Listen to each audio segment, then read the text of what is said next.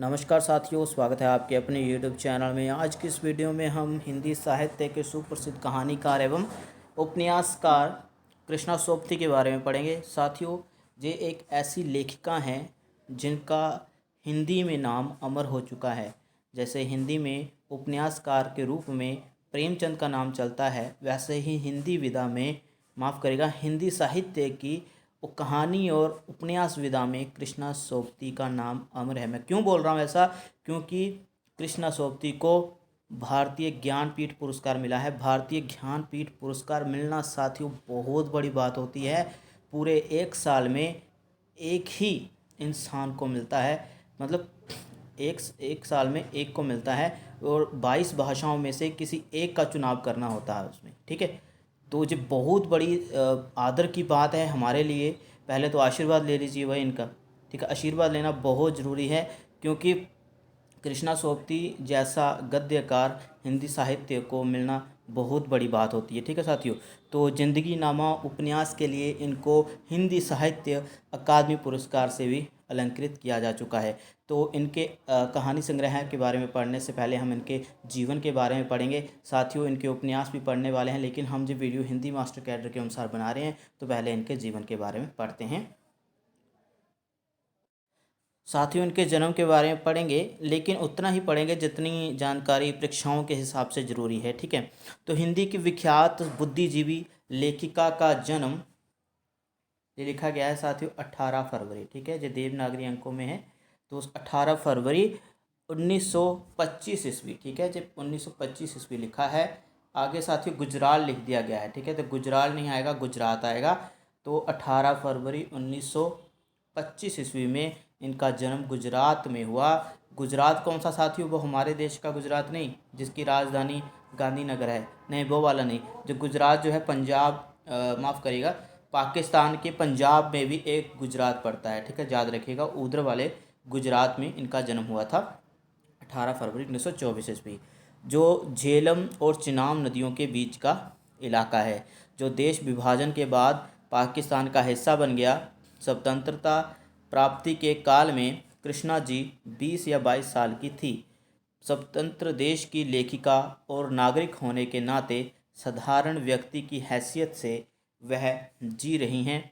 और अभी साथियों 2019 में ही उनका निधन हुआ था, ठीक है, 2019 में, ठीक है साथियों। तो ये अभी आप लिख लीजिएगा। और 2017 में उनको भारतीय ज्ञानपीठ पुरस्कार मिला था, भारत का सबसे बड़ा साहित्य पुरस्कार, जो 22 भाषाओं में से, माफ़ करेगा अभी तो इंग्लिश भी इंक्लूड कर लिया, 23 भाषाओं में से किसी एक को मिलता है एक साल में। तो जी मैं इसलिए बार बार कह रहा हूँ कि बहुत बड़ी साहित्यकार हैं, इनको नमन है भाई कि हिंदी को रोशन किया है इन्होंने, ठीक है। तो आगे पढ़ते हैं साथियों। आगे क्या बोला जा रहा है कि कृष्णा सोबती जी के जीवन का प्रारंभिक काल देश और समाज की दृष्टि से उथल पुथल का काल माना जाता है। साथियों आगे उथल पुथल का काल माना गया, ठीक है। थोड़ी सी जानकारी साथियों और दे देते हैं इनके पिताजी के बारे में।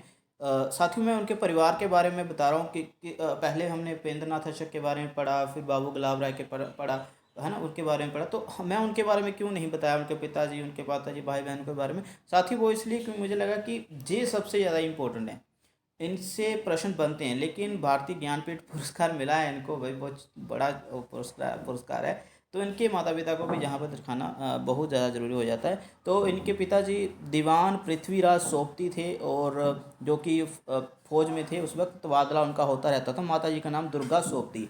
साथियों इनकी 3 बहनें थीं, ठीक है, ये भी लिख लीजिएगा, बिल्कुल शॉर्ट में बता रहा हूँ। बड़ी बहन राज चोपड़ा, दूसरी कृष्णा सोबती जो खुद थी, मतलब 3 बहनें थी कुल ये, और तीसरी बहन का नाम सुषमा अभी, और उनका एक भाई भी था जगदीश सोबती, ठीक है साथियों। इतनी जानकारी बहुत है।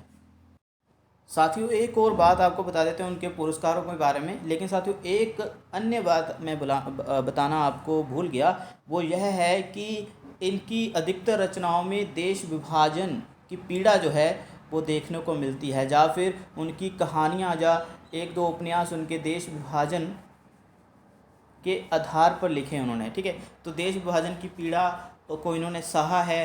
1947 में कहा गया उनके द्वारा कि मैं 20-22 साल की थी और जब देश आज़ाद हुआ तो वो भी भारत आ गई थी। वहाँ के बहुत सारे हिंदू लोग और सिख लोग जो थे भारत आ गए और भारत आकर ये दिल्ली में आ गई और वहीं पर पड़ी।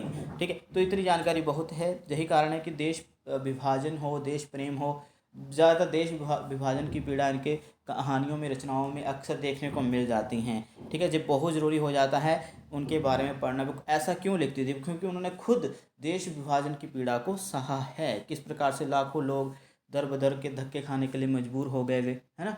और क्यों लाखों लोगों जो है उनको घर से निकाल कर दूसरे घरों में मतलब उनको घर भी नहीं दिए गए। फिर वो अभी क्या बोले उनके बारे में, बहुत दयनीय स्थिति को बयान किया अपनी कहानियों में इन्होंने।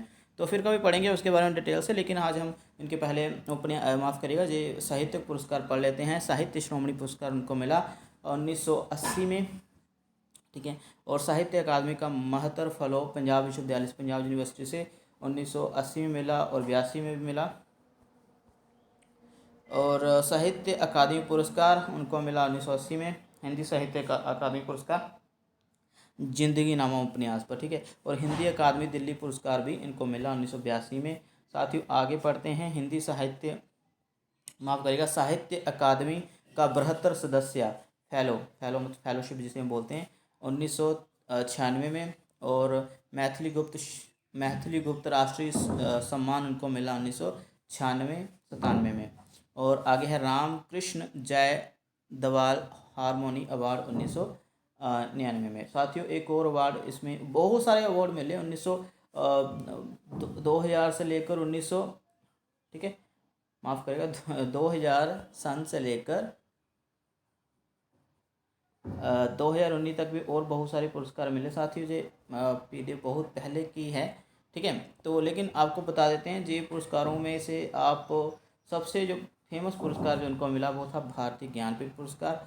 ठीक है, इनके संपूर्ण साहित्यिक योगदान के लिए मिला था, वो किसी एक कृति के लिए नहीं मिला था, ये भी लिख लीजिएगा। ठीक है, और साहित्य अकादमी पुरस्कार इनको मिला 1980 में, हिंदी साहित्य अकादमी पुरस्कार। वैसे तो बहुत सारे अकादमी नाम जुड़े हुए हैं अन्य पुरस्कारों के साथ भी, लेकिन वो पुरस्कार जो है हिंदी साहित्य अकादमी पुरस्कार वो 1980 में मिला था।